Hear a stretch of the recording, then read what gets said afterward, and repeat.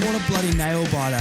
Anyway, massive episode, guys. Here we go. Picked up by Archer again. He tries to crash through the pack. He does. He got through Maxwell, and he has a flying shot for goals. And that is a magnificent Glenn Archer goal. 2 in a minute to the man who is the Shinboner of the century. Podcast intro time. How do I do it this week? I think I'm going to start with a statement, Marnie. And it's funny because I didn't think about this before I'm about to say it, so it's going to be really, really good. Have we started recording? Yes. Yeah, okay. Now, Okay. I'm trying to sum up my brain with how I felt after the game last night. Okay. Now, for some reason, we talked about this a little bit before the pod. I felt happier after the Collingwood game than I did after the Dees game.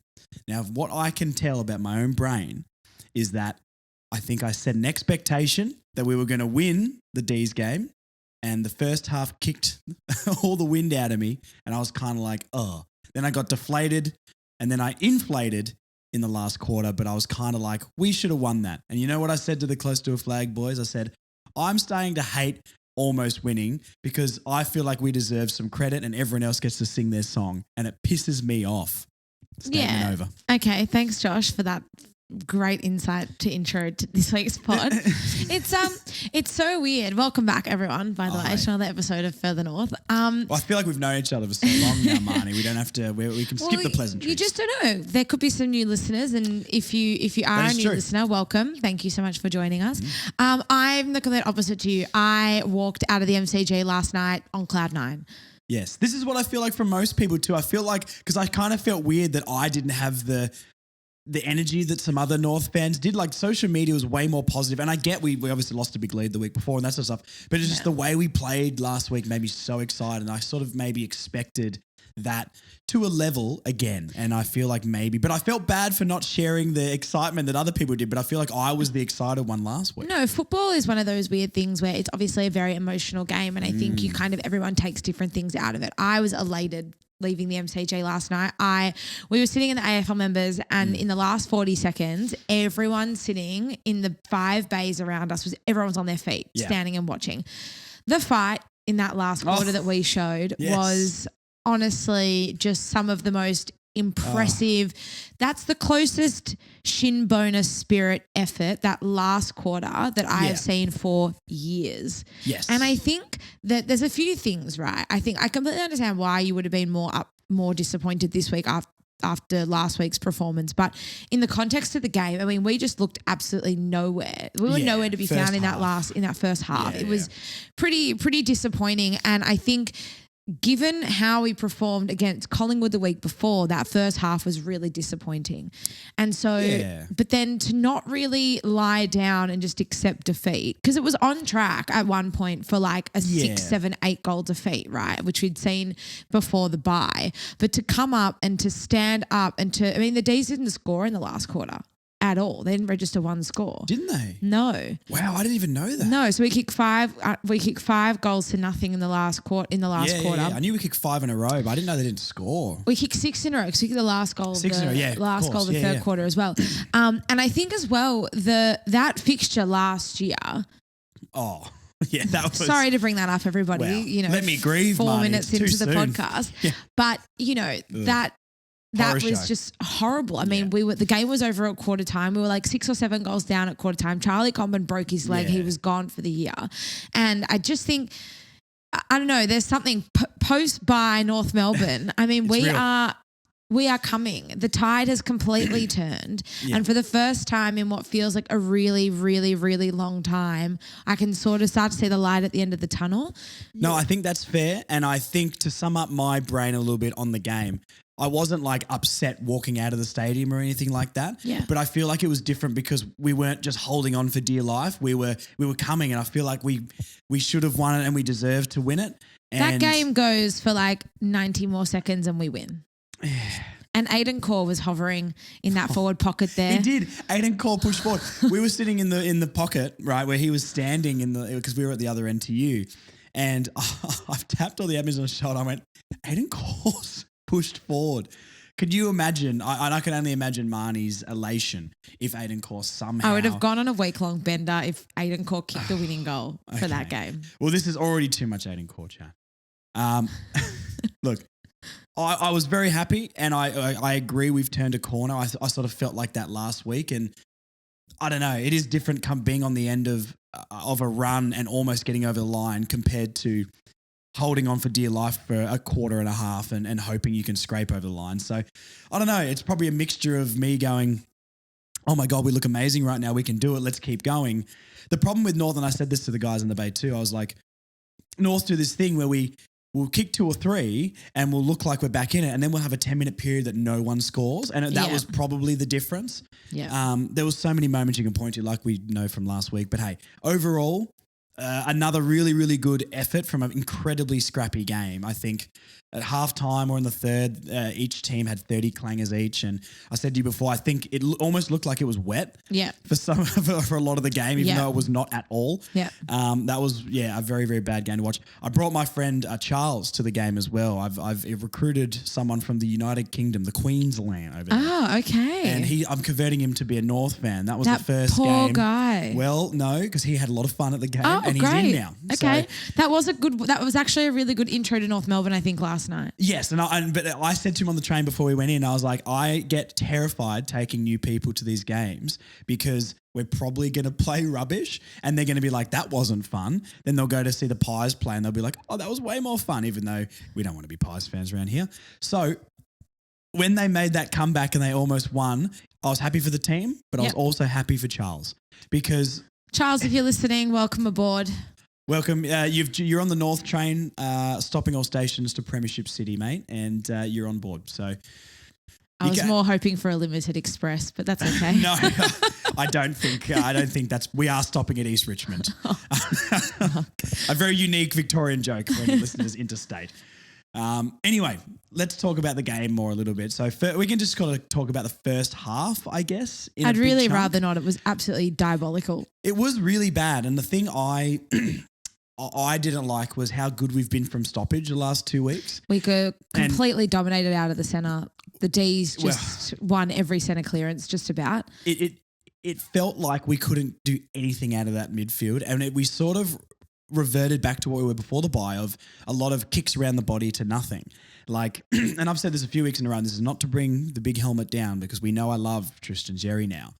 But him, like, I've never liked us getting excited that he's leading us in clearances because that is a massive, massive problem. Yeah. And it's not to bring him down at all, but all of his clearances are obviously hack kicks because he's not a midfielder. Yeah. So it's like, we can't keep doing that. And he had a lot of those. Bailey Scott, as good as he was last night, still a lot of kicks around the body. That was the only way we're winning anything out of the middle in the first half. And I was like, if we're not rolling out of the middle, I can see why the rest of the team isn't clicking around. Yeah, I know what you mean. And, you know, Bailey Scott I thought was excellent in that first sort of 10 minutes. He really set the tempo early and I think it was frustrating, I think, as well, considering that, you know, how strong we started last week, that the Dees, they scored the first goal and they kind of looked like they were up and about early. And I know we responded, but it just felt like they really had control for majority of the first half. Yeah. And it kind of just felt like every time we would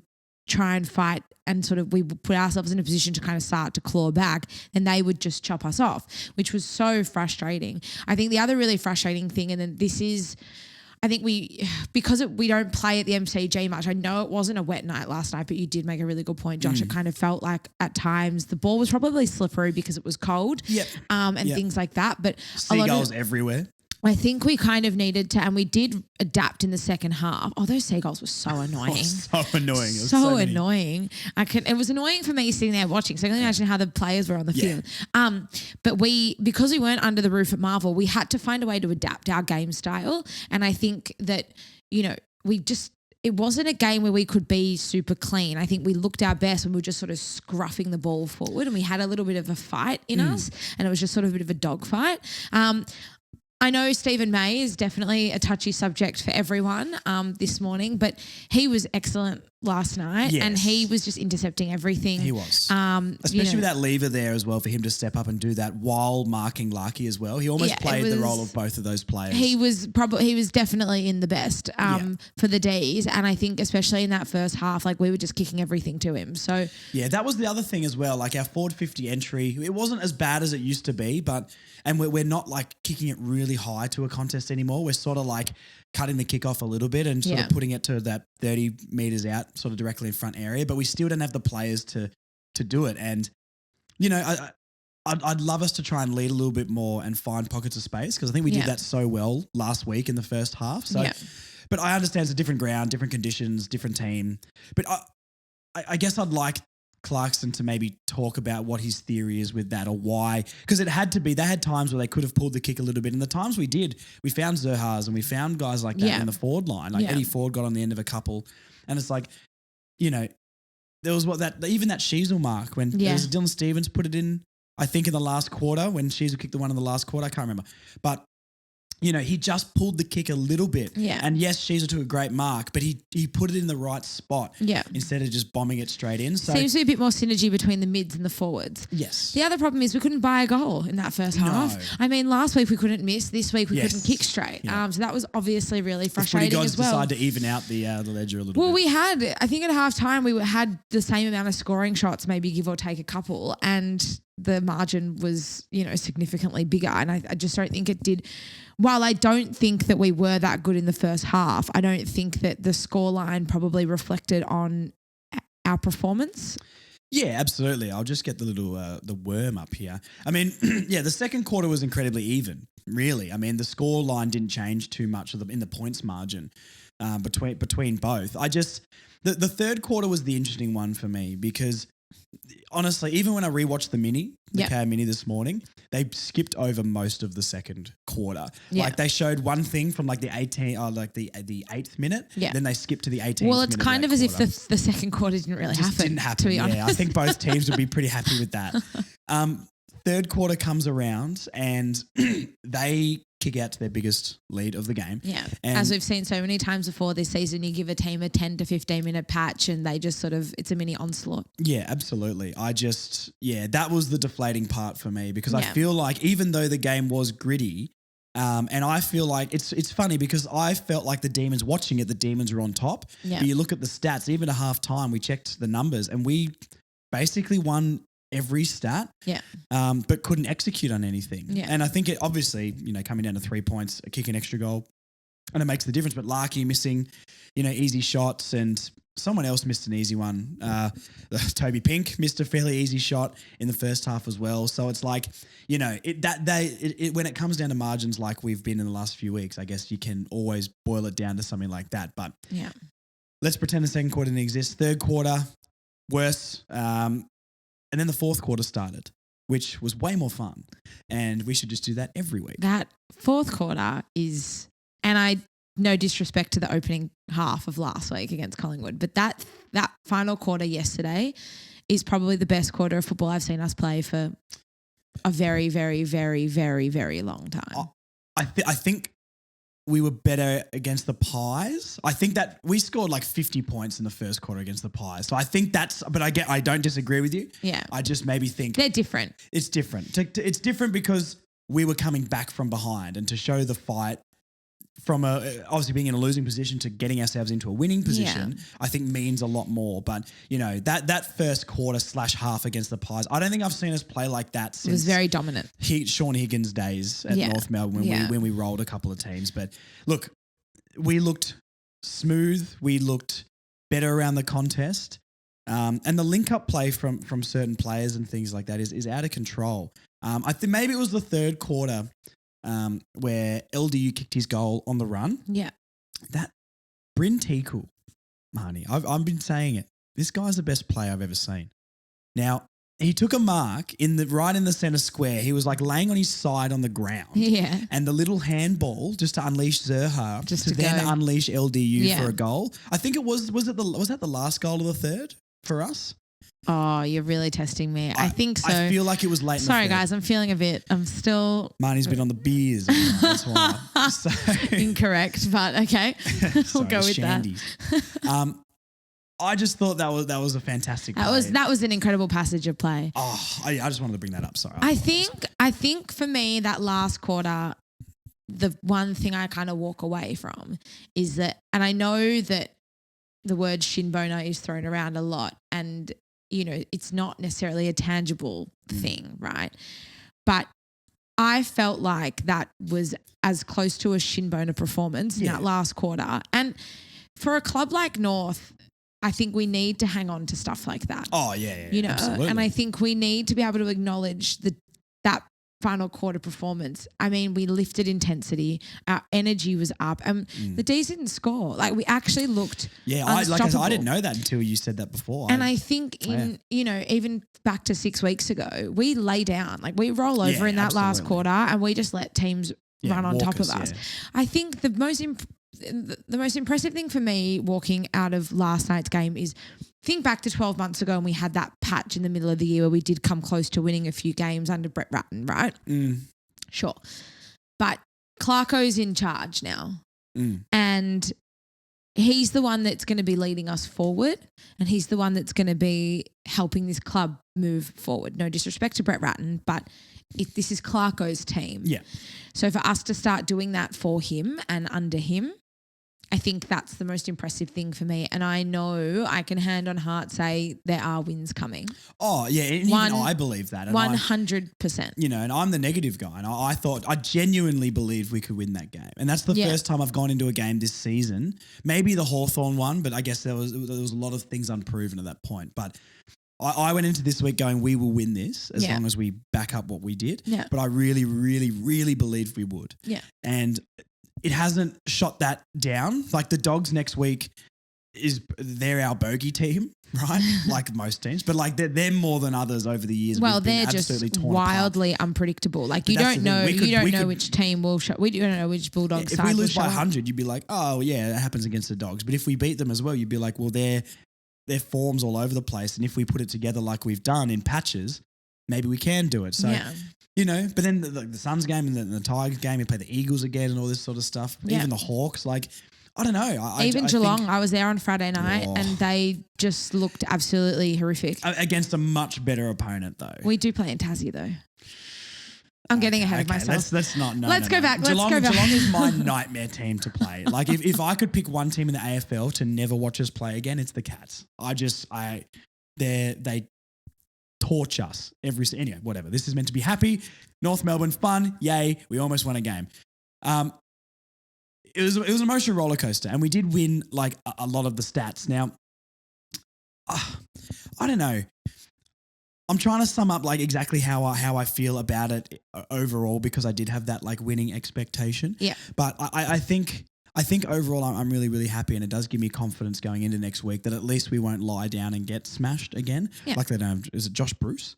Like they don't have anyone like that in their team anymore. Yes. But yeah, there was a few players. There was a young forward who kicked 2 goals. Has a very basic name for the Dees I hadn't heard of before last night. I can't remember. I'll try and look up his name. But we thought we were going to announce him as one of the best. Daniel Turner, that's the one. Yeah. We were sitting there in the bay as well and we were like, I hope we don't have one of those games that we announced Daniel Turner as the next best forward in the AFL. Well, honestly, I mean, in the first half we made Harrison Petty look good. So that's yeah, well, that's true. That's an issue. That's an issue in itself. But no, look, I think overall, and let's talk about the defence, sorry. Yeah. The last month of footy, our defence has been the 8th best in the competition.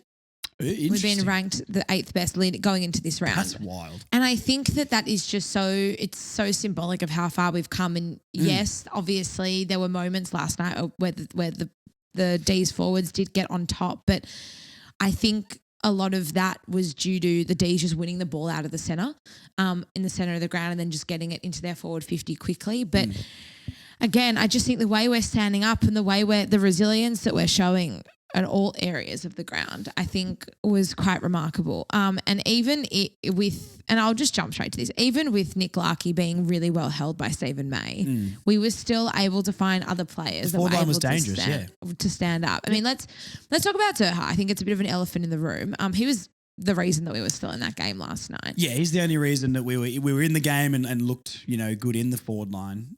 I think It's a conflicting one with Yeah. Zerr because I think until the last maybe 2 or 3 weeks, he's been very, very underwhelming, especially in a contract year. Even last night, there were a couple of things he did early, and I'm just sitting there thinking, what the hell are you doing? Yeah, he's maybe not the player anymore that's going to will it and do it himself, like will his way to a win. You know what I mean?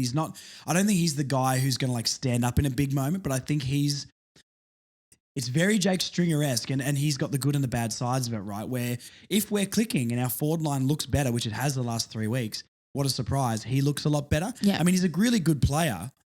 He just, I think he obviously has a tendency to go missing, but I almost don't blame too many players, especially the first half of the year being how bad our forward line especially was. But it's a conflicting one with Zerr for me because I definitely have felt like, if we keep him, I would like it to be a respectable deal for North Melbourne. But if he went, I wouldn't be completely shattered. And I guess I sort of feel that way, but last night's game and the Collingwood game are sort of making me feel a little bit different about it. So how do you feel about that? I don't think he looks any more invested than he has all year. To be completely honest with you, it's not to say that his form hasn't been great because his last month has been quite excellent. It has. He's consistently showing up. He's consistently putting a score on the board. And I think he is a really, really important player. I think if we can look to find him, he's been great in one-on-one scenarios. Yeah, and he's strong. He's strong. I mean, he doesn't get the nickname Bull for nothing. Do that as well. You know what I mean? Like he brings something different. If he was taller, we've found our forward, right? If he was 195 centimeters or something, and he sort of plays above his height, I could only imagine how good he would be if we do find another tall forward. I think Brintico, if we want to bring in more people who played in the forward line quickly. I think Brintico's been brilliant. Nothing crazy flashy and not tearing a game apart, but it's the little things. He's just providing something. Yeah. Chopping out Jerry, it's not like throwing Larky or Toby Pink in the ruck and you just get dominated from centre. Or he took a really good, it was basically a contested mark on the lead. Last night where he passed it off to Wardlaw. If that went through, I would have lost my mind. But no one else in the team, maybe bar Chom, is taking that mark. And it's little intangible things like that little play in the midfield. Like even if Jerry was on the ground like that or like Coleman Jones or someone like that, if anyone else in that position, I just don't think they've got the skills to be able to get the ball to Zerr, gets it to LDU and kicks the goal. So I really want to praise Brintico. I think I agree. 2 games for the club, 2 really solid games. He's actually just slotted in seamlessly. Yeah, it's like he's played for us for a long, long time. And I want to be the first North Melbourne fan to get a Brintico badge. Okay, well, you better hurry up because there could be some people already on board. Well, Arden Street, some say there's a queue down the street. I do want to talk about Toby Pink because I would like to as well. I'm really conflicted on how I feel about him, to be honest, because last night he's actually quite agile and he can actually, the way he can, for a big man, the way he can kind of just really cleanly take the ball off the ground is actually something that I really want to praise because it's something Goldie used to do. Ball on the ground, he can take it cleanly and then he can make something of it. But it's not enough at this stage for me. I'll never trust him in front of goal. I don't have any faith that and I understand his goal last week was really fun. And it was only fun because it was a howler off the way beat. The way it kind of went through. Yeah. It was fun at the time and it's like, we had a good time on our holiday, but now we're back to reality and we need to understand that we can't do that every weekend. It's too harsh of a sentence, but I think I'm over the Toby Pink experiment now. Not completely, but like I don't want to see him in the forward line. I think we need to go a little bit smaller, and I really would like a Colby to come back in for him next week. Not necessarily because he's been that bad. He's just a bit of a nothing player where we've clearly got a guy as a defender playing in the forward line. And if it was a really good lead and a good mark that he took in front of goal. But I never thought that ball was going through. And like last week, I know it swung back into the goals, but he put that thing on the point post. Yeah. And that toe poke, it was very fun. But like, I know what you mean. It's like, it's not, and I'm not saying it's because he's garbage and he doesn't deserve to be. It's just not enough at this stage. He doesn't bring enough to the team to justify the position for me. And thinking about everyone else who played last night, everyone else was better than him. I don't think anyone else maybe deserves to be dropped bar Toby Pink. yes, I would drop him, but also because McKercher's probably going to come back, or I hope McKercher comes back. Yeah. I think that's a fantastic just swap. And I'd almost say that's our best team on the park at the moment if they swap those two. If they decided to go for a tall, I mean, we're recording before the VFL plays this afternoon, but I wouldn't be upset if they gave Tyler Tellers another shot, especially with Bryn Teakle in the side now as that second tall I just don't like target. how many tall players are up there, because a game like last night when it did look like it was wet, I just, imagine if we had one more small player buzzing around. Or that's where the substitute came in. I know, and we'll talk about that because that was a fantastic sub. But, it's no disrespect to Toby Pink. The Toby Pink chant was so fun, and I hope we can whip it out in Bay 29, again and again and again. But when we're talking about system and we're talking about how we want to play, I don't think Toby Pink has a spot in the team at the moment. Well, let's talk about the last thing about the forward line before we move on. Eddie Ford. Ooh. The way that his role has completely changed over the last fortnight has been just one of the best things we've done. Eddie Ford has X factor, and X factor is different to a barometer, right? Yeah. Eddie Ford's got swagger, and the man has beautiful hair. Yeah. He's got nice eyes. Yeah. And he likes to punch people. Every single time he went to tackle someone and they kicked it, he still gave them a little bit. And I like that. I just think because the way the forward line sort of seems like it's working now is he's sort of pushing up. He's playing a high half forward, almost pushing into the midfield, right? Yeah. That's sort of where he's sitting. It gives Zerr more space to move. It gives Paul Curtis, who was a bit quiet on his 50th game, more space, more room to move. And then obviously you've got Teakle and Pink and Larky. But he's exciting, and his disposal of the ball is really, really excellent. And I think that obviously he missed one last night. He took that excellent mark, and then unfortunately couldn't convert. But I just think that he's lively, and he's sort of just creating movement and adding another dimension when moving the ball into the forward 50. And I think that I think that we've said he should never be the sub, and this new kind of role for him, for me, really justifies that. Yeah, I agree. I statement. think we can. I know he didn't maybe necessarily play on the forward line, but we can throw. And once again, I think this is probably the most famous. I hope the most famous quote to come from the Further North podcast is Curtis Taylor has superstar potential. Now, I can't explain to you, Marnie, how many times in Bay 29 and last night that statement gets thrown around, because Marnie, that's one of my finest moments. I think that might be the first bit of merch on a shirt for the podcast, because he was fantastic. Fantastic is maybe too far. I think his good was really good last night. Yeah, but I'd still like him to take another step up, but I think hopefully he can build into it. I think for me, Curtis Taylor has gone from at the start of the year, looking this like will be his last season, Yeah. to let's re-sign him before the end of the year, please. I fully get it. I don't think to me, it can sort of seem like a little bit Charlie Lazaro-esque, but I think he can also go the other way where he maybe beds himself into the team. His hands are... Yep, took rock a fantastic solid hanger on the wing, and his tackling pressure is great. He looks bigger. He looks like he's bulked up and he's not getting bullied. He's almost gone from like a Jaden Stevenson build to more like an Eddie Ford build for me. Once again, fantastic hair as well. We're a handsome team. It's going to sell many calendars at the end of the season. Just thinking about dollar signs. Sorry, guys. I think I really like those two in particular in this conversation, because one thing we've said a lot is Eddie Ford, when he's not having his best game, will still find moments where he can impact the game and isn't going to go completely missing. And Curtis Taylor was that player and seems to be now finding ways. I don't think he had the best game last night, but the moments he had were crucial and were good for us. And it's raising the floor on some of these players. Like, I'm trying to even... Honestly, I think that, and the stats don't back this up at all, but it's just a heart pick here. I think that was Darcy Tucker's best game, personally, for me.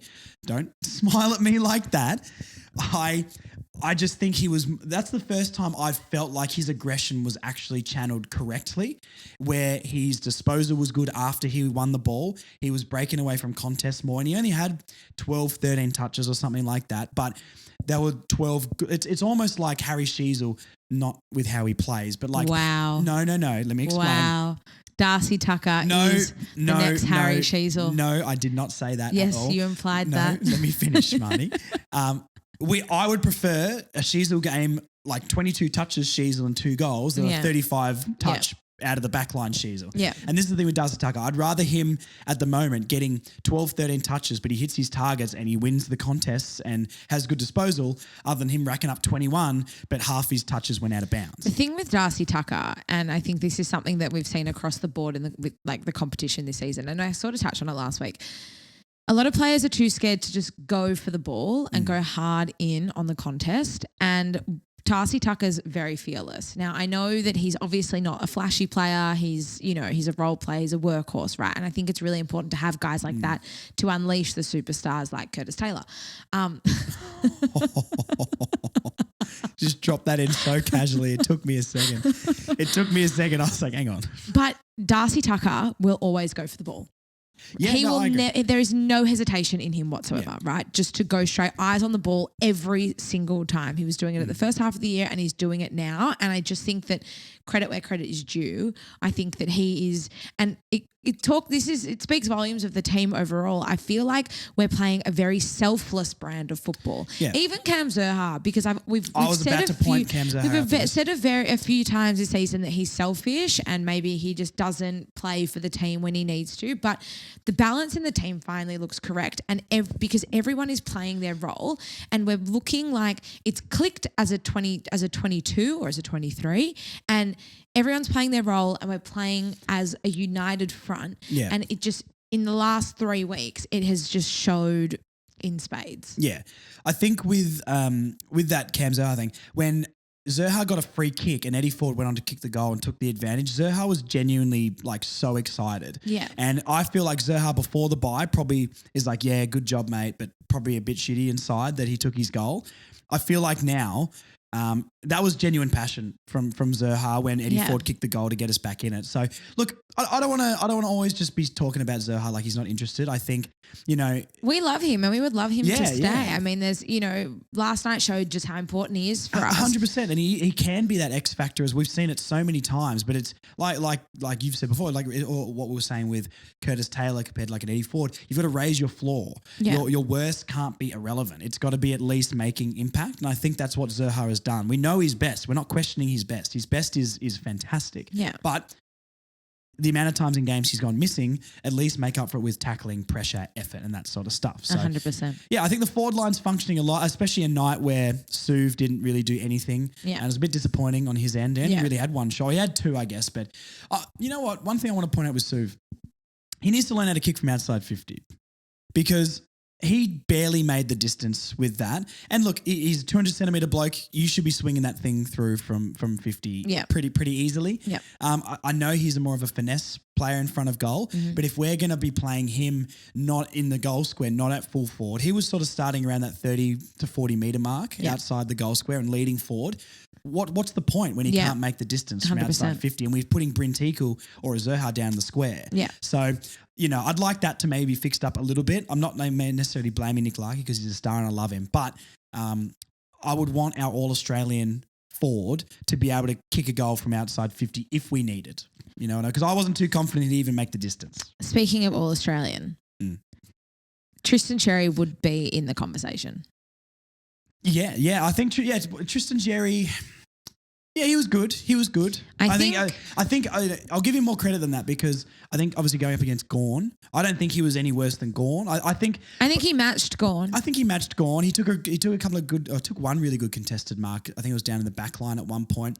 I wish he didn't give away these frees. He always seems to have one free in a ruck contest in front of goal every single week.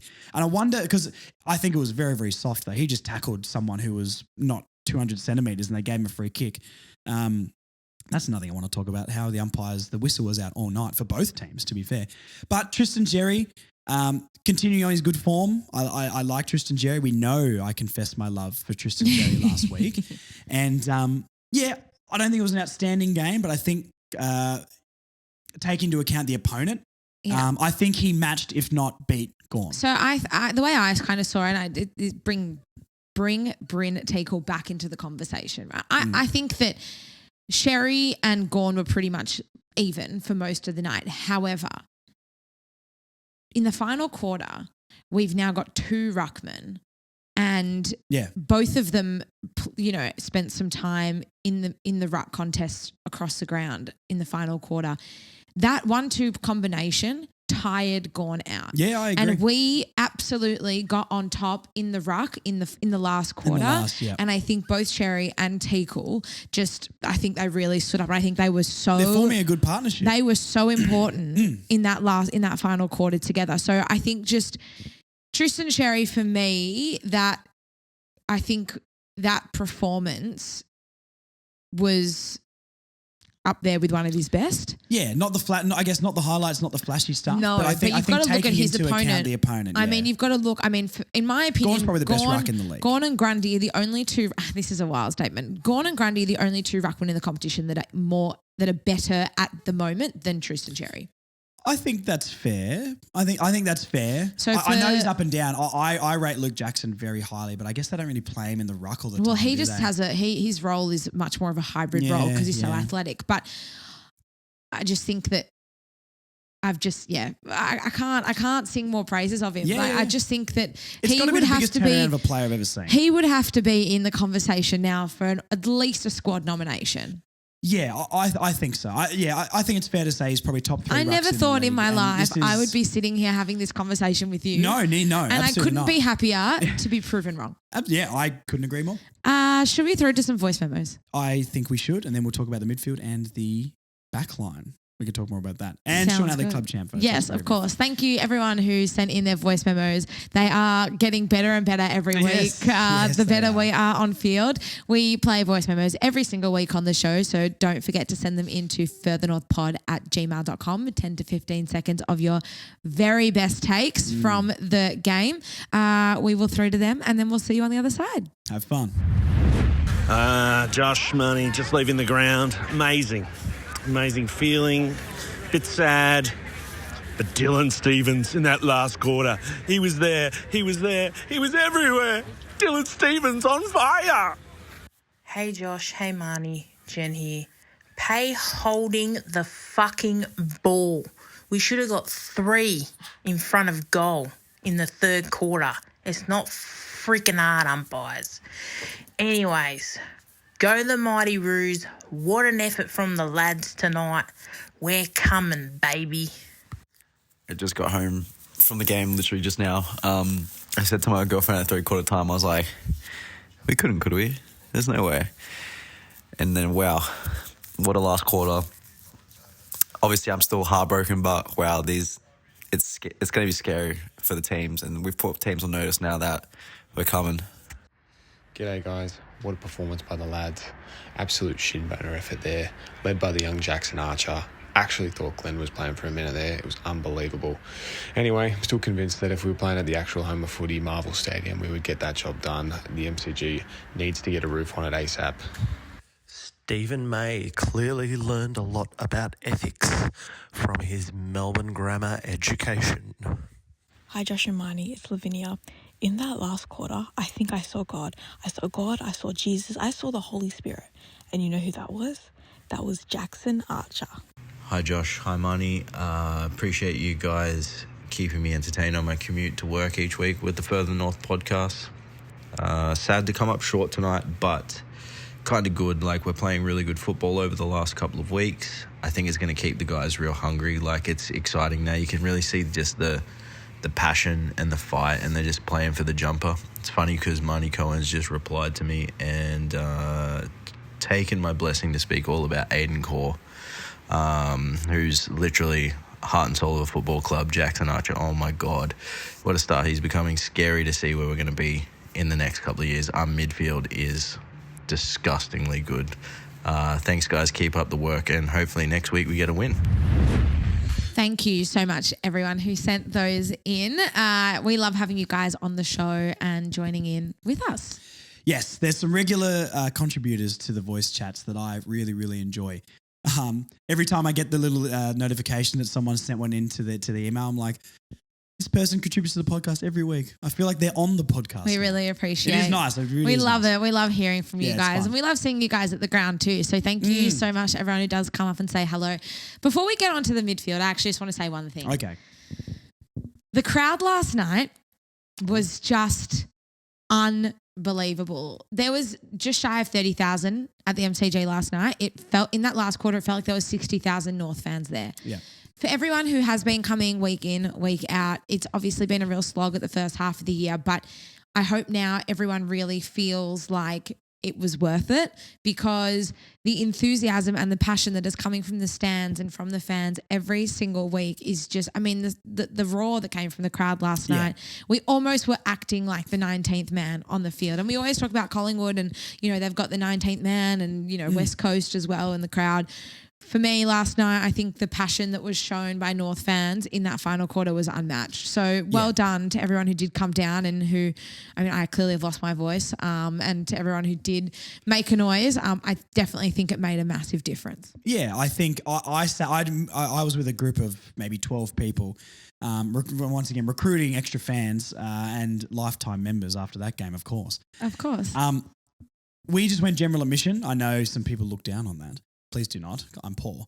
So we all went general addy, which was really cool. I didn't know you could sit on level 1 with general admission. I'm assuming obviously because it's a smaller crowd, I get that. But we sat sort of in the pocket, sort of where Bay 29 is compared to Marvel, but like next to the Dees cheer squad. No disrespect, but it is. That's probably one of the most dead cheer squads I've ever seen. And there was 4 or 5 people in their entire cheer squad chanting. North kills that. And I don't think maybe North's cheer squad behind the goals is always the best, but what Bay 29 and everyone brings and the energy we've got going on, maybe just like a younger sort of, 25, 35-year-olds, whatever. I don't know. We've got energy about us. And North Melbourne, we're not the biggest club and we know we don't have the most fans, but geez, we're loud and we're passionate. For a club, and it's once again, it's not trying to take shots at the D's. It's really, really not. But for a club that won a premiership a few years ago to have such a flat atmosphere in a game that they were on top of and winning, I was actually kind of like, we started sort of laughing at it a bit, and then we sort of turned to and went, it's actually like, I'm kind of concerned. I wonder what's going on down there, because I couldn't care less, respectfully. No disrespect to any of the D's fans. But yeah, they just didn't bring the passion like we brought. And we're a smaller club. We got smaller sort of fan size and that sort of stuff. But yeah, that cheer squad was very, very flat, even when they were making their run in the third and things like that. And it went from us being like, oh, they're quiet, to us being like, are they okay? Because when we were coming back, I know it was more exciting for us as fans, but are they okay? But they won a premiership a few years ago. You think, mate, if we won a premiership 5 years ago, I'd be so excited. I'd be cheering. I'd be so loud at games having that, especially not being one of the bigger teams and that sort of stuff. But I don't know. They act like St Kilda fans. It's weird. Anyway, North Melbourne fans, we don't have as many of us. We're the best. But we're so much best louder. Club in the league. And we are the biggest club in the land. Let's talk about the man who I thought brought the most passion and most energy last night. Okay. Mr. Jackson Archer. We're going backline, are we? We're going backline. Okay. Sorry, I'm taking over. Okay. Backline, then midfield. Then. Well, I just really want to talk about him. I can tell. You just need to get this out. You go. The floor's yours. 30 seconds, Marnie. Spill about Jackson Archer. That was the most incredible performance. That is one of the best individual performances we've had all season. Bailey Fritsch is a very, very good player, and I didn't know he was on the field. Oh my God. Jackson Archer last week had a bit of a dirty day against Bobby Hill. Wasn't like terrible, but when your player kicks 5 on you and takes mark of the year, I mean, that's not a great day. Yeah. The response from Jackson Archer was just, it's symbolic of the name. And he was marking everything. He was throwing himself at every contest. That was the thing I liked about his game last night. The most, I think. Look, obviously the lockdown job, but he was getting a lot of intercepts. And I don't think I've really seen him do that before, but he's learning to like position his body in a way that he's in best position to take the mark. And he looks like he's got really clean hands. I remember his first game, I think it was against Adelaide. And I was there in Tassie. It was in Tassie, was it? In 2022. Yeah, okay. Yeah, cool. Yeah. So I remember thinking, this guy's got really clean hands around the pack. Every time he sort of got a little handball or got a hard ball get, he was very clean at getting it out. And I think it shows even in his marking there where he can get his hands in the right position, and when he gets the ball, he clunks it and he can dispose of it quite well. So I was really happy with that. I was surprised of how many intercepts he got. I think he was sensational. And I think for me, there's a couple players on the ground last night. and we'll talk about another one a bit later in the midfield, but there's a couple of veterans in our side at the moment in Luke McDonald and Liam Shields, and they're heading towards the end of their careers, and now Is Luke McDonald 30 yet though? I don't think. Because he started when he was so young. I reckon Luke McDonald's if he's got another not 5 years in him. Maybe. I think he was really good last night in the final quarter, and I think he and Jai both were, around. They were around the ball constantly, and I think both of them stood up last night. But I think that the future is in that man's hands, in Jackson Archer's hands, right? And I think that for a while there, you kind of look at someone like Luke McDonald and the role that he plays and how important he's been to the side for so long as both a leadership figure and obviously a key part of that back line, right? At some point in the next few years, you've got to start thinking about the next step. And Jackson Archer, for me, I know as soon as he came back into the side earlier in the year, we both said he needs to play every single week. His effort is incredible. But that effort from what we've seen in the last 4 to 5 weeks turned into a stellar performance last night. And I think that for me was the difference. I thought he was excellent. And just that was symbolic of the kind of performance we want to see from our young players. Yeah, I think so. I mean, look, I'm just looking up Luke McDonald's. He's 29. He's 29. So, look, maybe not 5 years. Maybe that's a stretch. I don't know. I really want, and I feel like I defended Luke McDonald a lot last year, and I know he had probably the poorest year of his career, and he didn't start very well. But like you pointed out weeks ago, when he came out and said we need to be better, he's been great since then. I don't think he's done anything. It's no knock on Luke McDonald. No, not at all. But like, I really like what Luke McDonald's been doing, and I reckon, even people go, well, if Godo was playing, he wouldn't be in there, or like I really like Miller Bergman as a player, and I think he deserves more opportunity. But I don't think he would have been forced out of the team at all. And if we want Shinboner spirit, we want players who love this club. I mean, he's the epitome of that. So I don't know. It's just a warming of my heart moment right now. But shout out to Luke McDonald. I think he's been really, really good. And I think Jai Simkin you can throw into the conversation as well in terms of but obviously Jai Simkin back into the side this week. I think both of them, not massive nights on paper, but I think in that last quarter in particular, both of them made their presence felt as captains, and I really felt like they both had some nice moments, and they were both really just around the ball, and they were trying to get involved and trying to be part of that comeback and that fight back. And I think for two leaders who were fairly quiet, both of them last night, not bad, quiet to start the game anyway, the way they sort of worked their way back into the game in that last quarter, and they were both quite integral, I thought was great.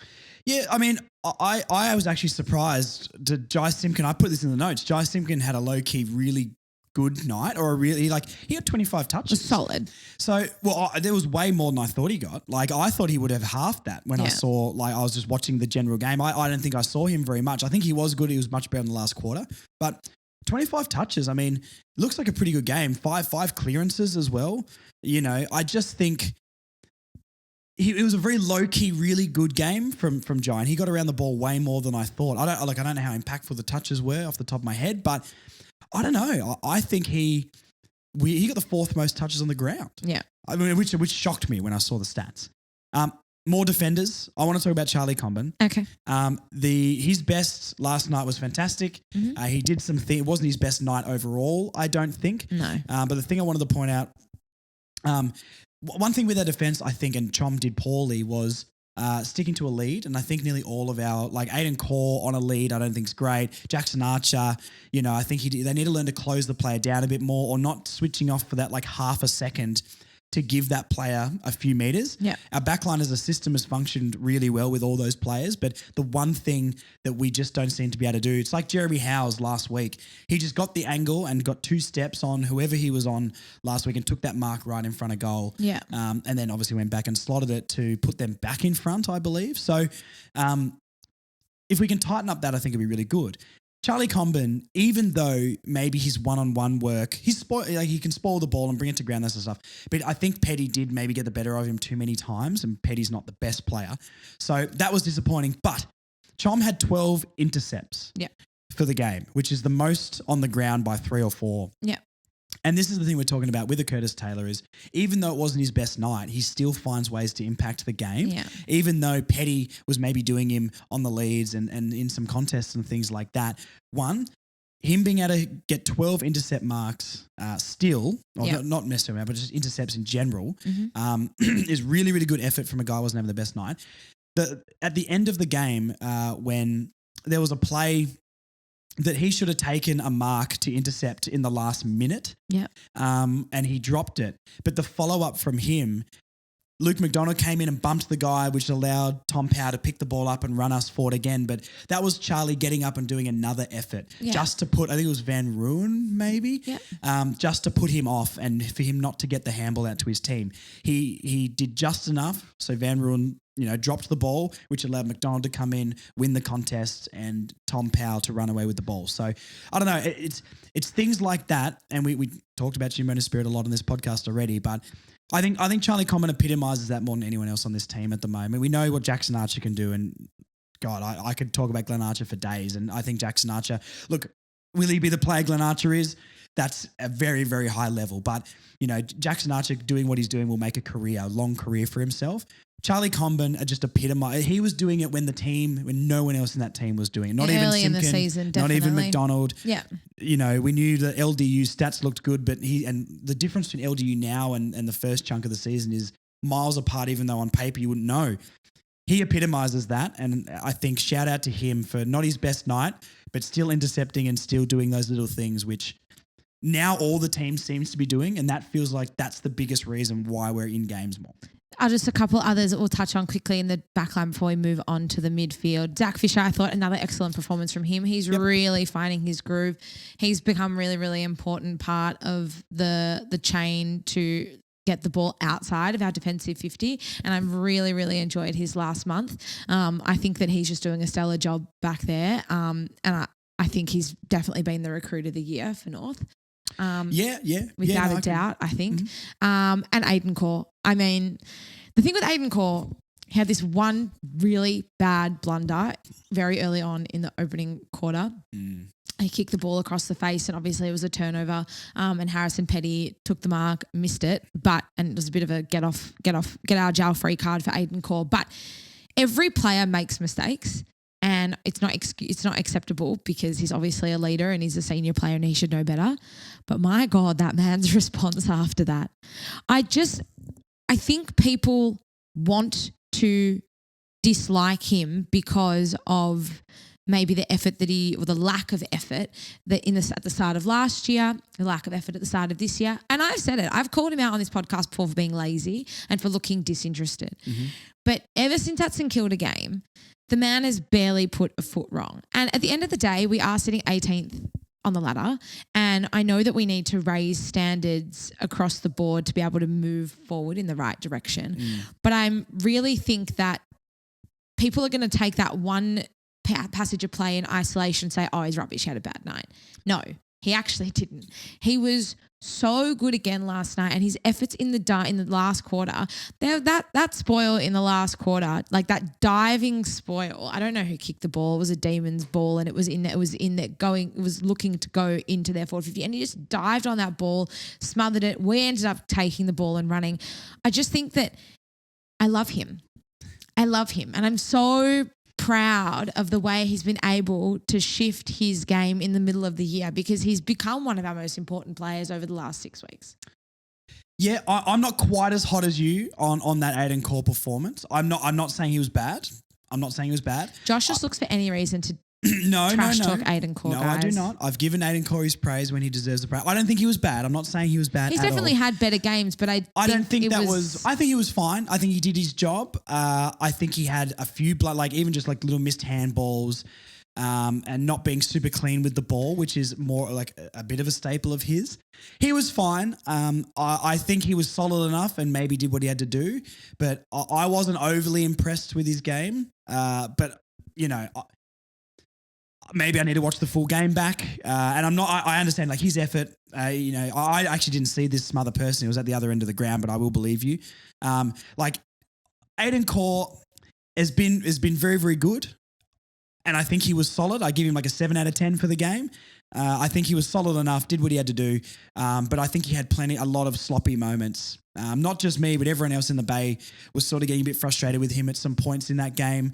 But I don't think he had a bad game at all. So I don't want it to sound like, I know I've had my history with Core and Jerry, but I feel like I can, I understand I've been biased against him in the past. And since the St Kilda game, I feel like I've tried to be more open-minded about Aiden Core, which I think I have been. I don't think that was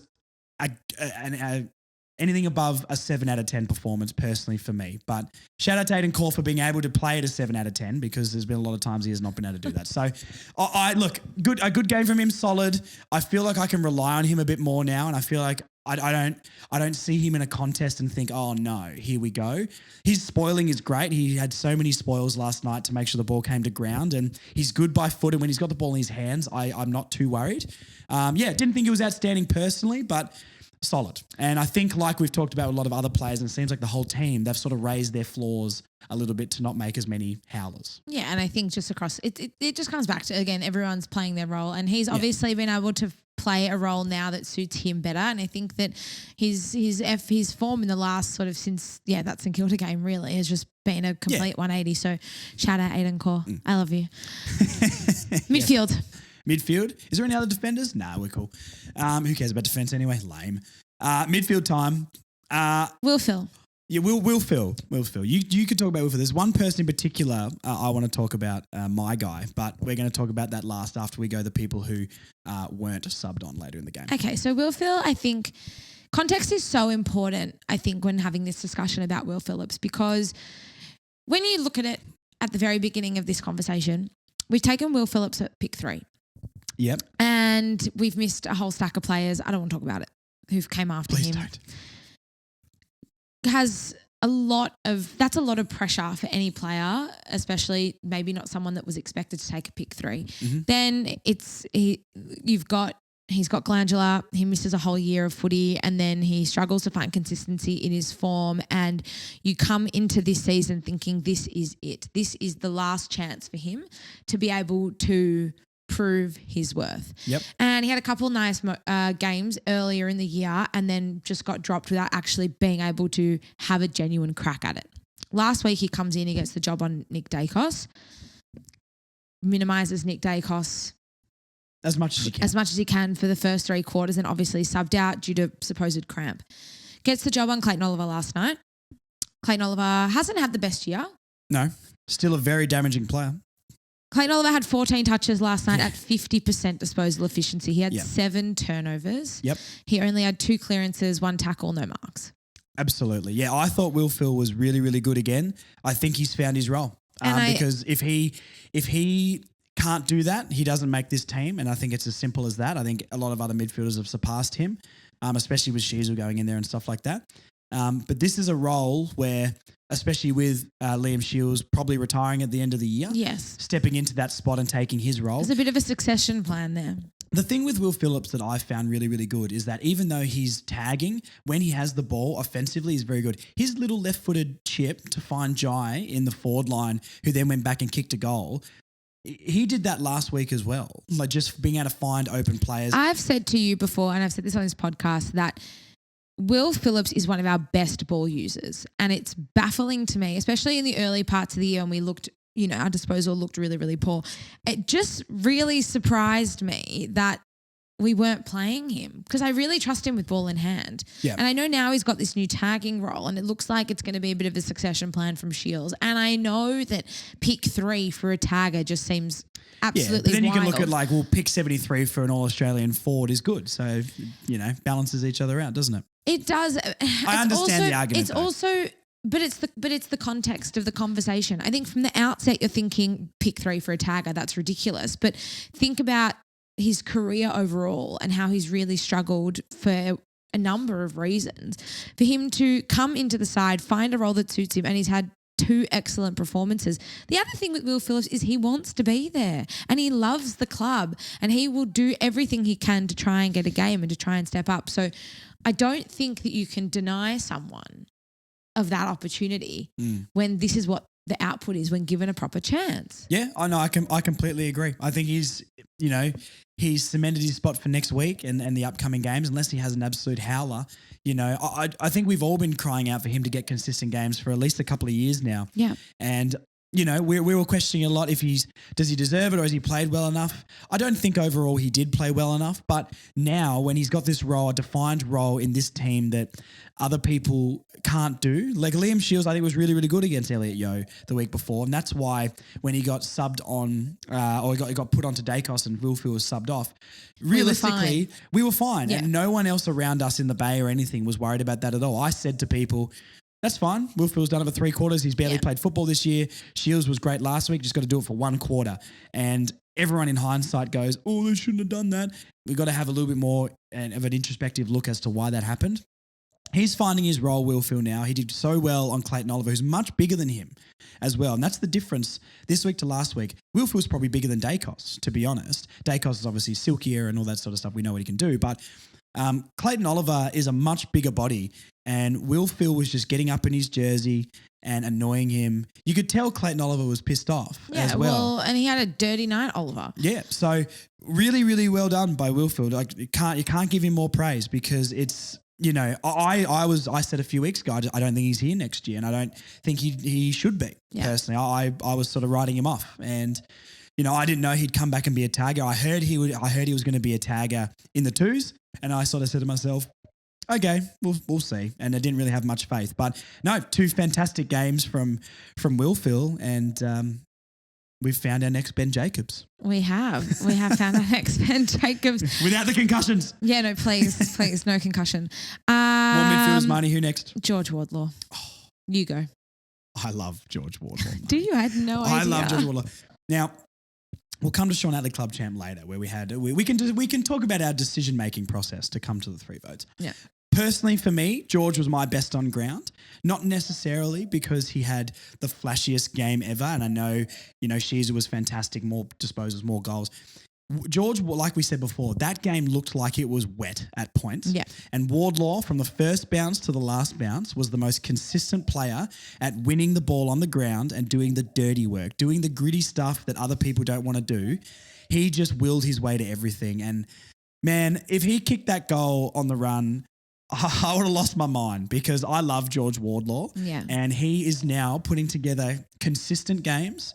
West Coast, very good. Collingwood, very good. Demons, very good. Yeah. Like Collingwood was outstanding for the half. Oh, yeah. I maybe would have liked a little bit more from him as in like taking the game on and being flashier. But when the game is as gritty as it was and as gross as it was, he did exactly what he needed to do. I think he's my best on personally. It's a heart pick and a head pick, a combination of both. But I love George Wardlaw. I think the thing with George in comparison to LDU and Sheez, and we'll talk about them next, George's flashy is standing up strong in the tough moments. It's shrugging the tackles. It's laying the ferocious tackles. It's winning the ball out of the centre. It's that real bull sort of hard at it flashy, right? Then when you think about LDU and you think about Sheez, it's X Factor. It's superstar stuff, right? Yeah. And I think both Sheez and LDU last night, the way they contributed, I mean, both of them contributed on the scoreboard, the way they run and carry the ball, I mean, it's just LDU, the way he's performed in the last 6 weeks, he looks like a changed man. Yeah. He looks so invested. He looks so driven. And it does, I think Sheez coming into the midfield has made a massive difference to LDU. He's got someone that's super clean to get him the ball as well. And Sheez didn't have heaps and heaps of centre bounce attendances, but you're right. They do go with... They just link up really well, that 1-2. Well. And you've got 2 very... And it's no disrespect to the rest of the midfield, but it looked like LDU maybe was struggling with the load because he was carrying so much on his own. Simpkin was out of form. Wardlaw wasn't hitting the heights he is now. Sheez wasn't anywhere near But now you there. move Sheez into the midfield and it's alleviated pressure for LDU and they kind of complement each other really, really nicely. And I think that as a partnership, and I know that we talk about George and Harry as a partnership, but Harry and LDU as a partnership Yeah. has just been it's been a winning combination. Yeah, and with George in there doing that dirty stuff, which he loves to do, by the way, you can see him on the ground. He's almost smiling as he hits someone. it's terrifying in its own way. Having someone like that to know that, imagine being LDU for the last few years and playing with all these different midfielders and being like, okay, I know I've got to do this. If you're lining up with Harry Sheez there and he gets the ball, LDU knows Harry will find him. Yeah. And that gives confidence to everybody. George knows if he wins that ball and gets it to Sheez will get it to LDU, who will be able to then get the clearance. I think it's really, this for me in the last few weeks has really highlighted how important it is for us to be able to keep these three together. George, LDU and Harry. And I hope even if we only get another 1 or 2 wins for the season, which I think is probably the most likely, I can't see us maybe getting more than 3 or 4 at most. Yeah. But hopefully the performances, last week we could have been 3-0 after the bye, Marnie. Like genuinely. No, 100%. Have. And, hopefully they can look at that and they don't just look. And if we're doing it, of course they're going to do it. Clarko will be all over it. But, you can't just look at the ladder and see where we are at the moment. You can see how much this midfield's coming together, how young it is. Our midfield could dominate for the next 5 or 6 years. Yeah. You know what I mean? 100%. And hopefully they're going to have a good look at the performances and be like, well, look, we lost to the Pies by a point. We lost to the Dees by 3 points and things like that. Look at what we're doing. Please sign here, stay here, because if this is the trajectory, imagine what it will be in the next couple of years. I think LDU's I'm calm with LDU because his contract's here next year and I can only see us improving from here. Because I think we're not really going to lose any big veteran leaders because we don't really have any left, to be fair. But, that's why I feel like we looked like we regressed this year and then had to build it back up again. I feel a lot more confident now that we've built a foundation of that's bare minimum. Yeah. Now we move up from here. LDU's contract is next year. I think that's going to be enough to convince him to stay. That's why I'm a bit more worried. Is Phillips's contract up this year? Yes. So I'm a little bit worried about that, and Zerr's. I think Phillips will stay. I think Phillips wants to stay, just if the club wants him to stay. And Zerr, I mean, look, like we've already talked about Zerr, it's a bit of a head and heart thing because I want Zerr to stay, but I want him to perform like he's performed the last 2 weeks. If he doesn't, I think it's okay to let him leave. But anyway, there's another midfielder I'd like to talk about. Yes. Go. Have we covered everyone else you wanted to cover? Yeah, I think this is our last. I think the sub is our last point of call. Now, Marnie, I'm not saying I'm a football genius, okay? I'm not saying I'm a tactical genius, but I kind of am. Okay. Dylan Stephens, I think, I'm confident to say, Dylan Stephens was one of the biggest reasons we made that comeback. Okay. He got subbed on in the third, and his last quarter, he did make a couple of errors, and I fully get that. I think everybody did. The composure, I've always said Dylan Stephens is great with the ball in hand. Good kick, good disposal. The problem with Dylan Stephens has been he hasn't been able to get the ball. He played in one of the worst North Melbourne teams, probably the worst. Maybe David Noble, I forgot about that. He played in one of the worst North Melbourne teams, if not worst teams in the AFL history.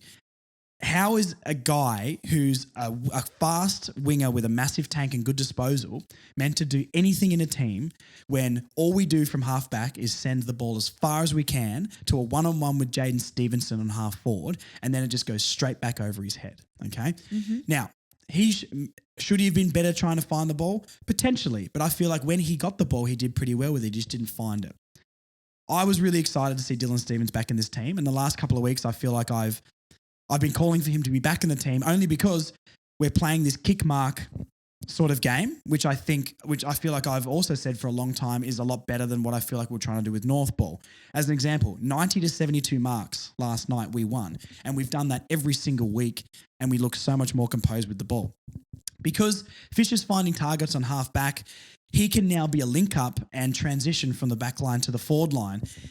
I loved his last quarter. Was it the flashiest ever? Was he the sole reason why? I'm not saying he willed us over the line, but his last quarter, he had the most touches on the ground in the last quarter out of every Melbourne and North Melbourne. Yep. He was clean with the ball. He was finding players on that left wing. He made a couple of clangers, yes, absolutely. But, he had 3 marks in that quarter as well, which I think was maybe the most on the ground as well. Yep. He had a fantastic last quarter, and he was a massive reason. Toby Pink going off, getting us a little bit better around the packs and on the ground. I think that's a fantastic sub.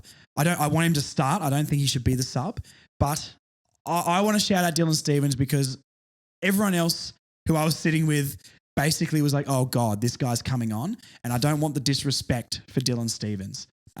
Yes, he wasn't good enough. I understand.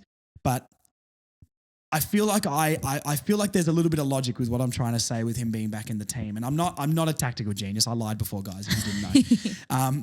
But I really loved what he did. I like the guy. I think he can be such a good player for our team. And I'm really, really happy with how he performed in that last quarter, because I think he was a huge reason that we made the comeback. I think he was a great sub. I wouldn't have him in the starting side, to be honest with you. Not because I don't think that – I thought he was good in the last quarter, and I think that it definitely changed the dynamic of the game. It injected more run. He can obviously, he's a winger, he can run for days. His disposal is pretty good. He did make a few pretty bad errors in that last quarter, but I just think the balance at the moment, and maybe Toby Pink will come out of the side, but I think the balance overall is really good, and I wouldn't want to disrupt that. And there's no one in that side who I think that Dylan Stephens would be better than at the moment. I still think he's got a lot more to prove personally, because his performance last night was really good, but he played for a quarter and a little bit. He was pretty underwhelming up until this point of the season. Well, he hasn't played. Of course he's been underwhelming. I think as a sub, he was really good. He injected some pace. He definitely moved the ball really well. He was important in that last quarter. Do I think that he was set the world on fire? No, it's not to say that he was bad. I thought he was good. I thought he was serviceable, and I thought he really did contribute well. I think that as a sub, it was probably one of the best sub performances we've had. Yeah. Did you think him being on the field in the fourth was a reason, like to me, it's a massive reason why we came back. I think he contributed really well, and I think the swap out for him and Pink was the right call. I think I heard on the radio coming home last night, so Pink had iced his ankle. Yeah, he said he was injured, but I didn't know. And I think the logic behind having him as the sub is really, really good. And I think that he did contribute really, really well in that last quarter. There were quite a handful of mistakes as well that I think were obviously not ideal, but again, everyone makes mistakes. Do I think it was enough to warrant him a spot in the starting side? No. Would I have I think him? That's harsh. But I agree with you. Hey, one second. I agree with you that the balance of the team, yes, but I think his performance was good enough to be able to get him into the side, but everyone else performed well enough to maybe not be dropped. It's not. I think as a sub, I would have him as the sub next week. So I just don't think there is any point in disrupting the balance of the side at the moment. And I've said that the last 2 weeks now, unless there's an injury or someone like a Simpkin. Well, would you put Dylan Stephens in for a Toby Pink though? Like I think if McKercher doesn't come back, I think Stephens is in the 22 and someone else can be sub person. I don't want to see another tall player come into this team if one goes out. I think we're too tall, and I don't like the balance of that team. Like Dylan Stephens, I'm probably not as sold on Dylan Stephens yet as you are. I'm not sold on him because I think his contribution for the year was poor, but I don't think it was necessarily his fault that he was looking as bad as he did. I don't remember seeing many moments where Dylan Stephens got the ball when he didn't do anything, or didn't, or had absolute howlers. I just feel like, the times he got the ball, I was like, okay, that was pretty clean. That was pretty good. Then you look in the game and you got like 8 touches or 14 touches and you're like, why aren't you contributing more numbers wise? Because you're a winger and you should be running all day because he's tanks his thing, right? But I don't know. Look, maybe I'm getting a little bit emotionally invested in Dylan Stephens. I just think he was, if he didn't do what he did in that last quarter, I don't think we come back. I like what he did last night as the sub, and I think it's a very smart move to have him as the sub because he's got a great tank, and I do think he contributed well, but I would not put him in the starting 22 at the moment. It's not just about him. It's about the team overall. Curtis Taylor's playing really, really well. Bailey Scott, we've only touched on briefly, but he set the pace early. He's kind of come back into form now that he's back on the wing. Eddie Ford pushing up into the midfield has been sensational. I think there's been, and obviously the midfield we've just spoken about. I think he was important last night. He did have a few clangers, but I do think that right now he did enough last night for me to want to have him again as the sub. Who comes, if Toby Pink doesn't play, who comes in for him? I don't know. It just really depends on the next opponent and how we'd stack up against the Bulldogs. But I'm comfortable with the performance that he had last night to give him another shot as the sub next week. Okay. I wanted more hype out of you, Marnie, but that's fine. I want more hype for Aiden Core, but you don't give it to me. It's not about that. But anyway, that's how I feel. Shaun Atley Club Champ. That sounded personal, guys. Shaun Atley Club Champ. Let's talk about it and let's wrap this thing up. Okay. There was a lot of debate between us, and because there's so many players that could have been in the 3 votes. Yes. What I feel like is 3 votes is incredibly difficult to pick when we're playing good football. Shaun Atley Club Champ is stressful now, guys, because we're not rubbish. Yeah. So, just to remind everybody, the Shaun Atley Club Champ is not necessarily about the best player on the field. It's heart and soul, it's effort, it's fight, and also it's about the performance as well. So with that in mind, that's why I gave this player 3 votes. And well, do you want to say what we both gave and then we'll say what we came to the conclusion? Yeah, okay. So my 3, so with that in mind, I gave 3 votes to Arch. Yep. I gave 2 votes to Sheez and I gave 1 vote to both LDU and Bull.